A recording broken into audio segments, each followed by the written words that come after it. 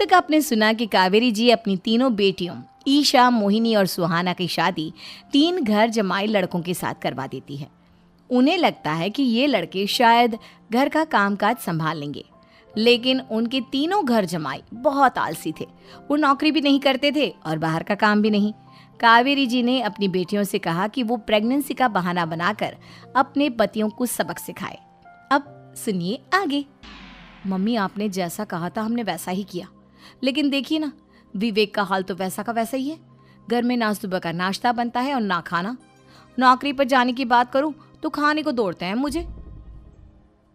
हाँ मम्मी, मैंने भी सुमित को कितनी बार कहा कि अगर नौकरी नहीं करनी तो कोई छोटी सी दुकान ही खोल लो, घर का खर्चा कैसे चलेगा।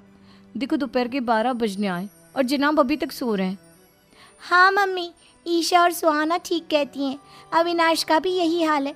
जब मैंने अपनी प्रेगनेंसी के बारे में कहा तो मुझसे कहने लगा, अरे दूसरी लड़कियां तो 9-9 महीने तक नौकरी करती है, बस डिलीवरी के टाइम छुट्टी लेती है। मोहिनी, तुम भी नौकरी करो। अब मुझे कहाँ नौकरी मिलेगी। मम्मी बताओ अब मैं क्या करूँ। हे भगवान, क्या सोचकर घर जमाई दामाद लाई थी मैं कि मेरी बेटियां मेरे पास रहेंगी और खुश रहेंगी, लेकिन इन आलसी दामादों ने तो हमारी जिंदगी को भी प्रॉब्लम में डाल दिया है। मैं तो कहती हूँ मम्मी, हम लोग वापस अपनी जॉब पर जाना शुरू कर देते हैं। बता देते हैं इन लोगों को कि हमने प्रेगनेंसी का बहाना किया है। नहीं नहीं बेटा, ऐसी गलती भी मत करना।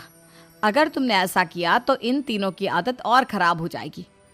अरे आज नहीं तो कल कभी तो तुम प्रेग्नेंट होगी, तब वापस यही प्रॉब्लम आएगी। तब क्या करोगी तुम तीनों। हाँ मम्मी, आपकी बात तो बिल्कुल सही है। इन लोगों को तो सुधारना ही पड़ेगा। लेकिन कैसे? अपने बच्चों के आने की खबर सुनकर भी इन लोगों पर कोई असर नहीं हो रहा।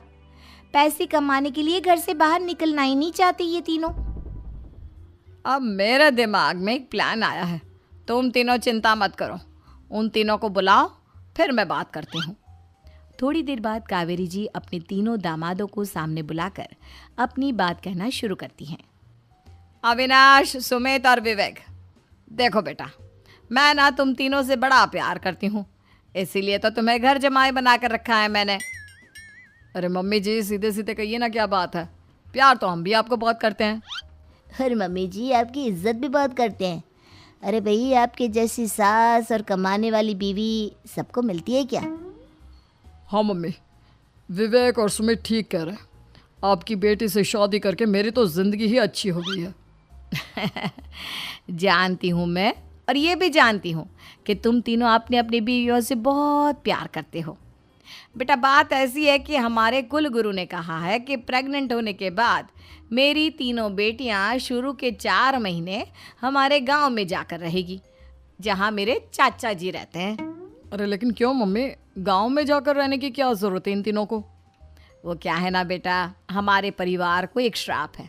अगर मेरी बेटियों ने यहाँ पर बच्चा पैदा करने की कोशिश की तो उनके बच्चों को कुछ भी हो सकता है। इसलिए अब से लेकर 4 महीने पूरे होने तक इन्हें गांव वाले घर में रहना पड़ेगा।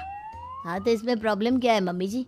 हम भी वहाँ जाकर रहेंगे, पिकनिक मनाएंगे। अरे भाई, बीवी जहाँ हम भी वहाँ। हाँ यार, आइडिया तो बहुत अच्छा है।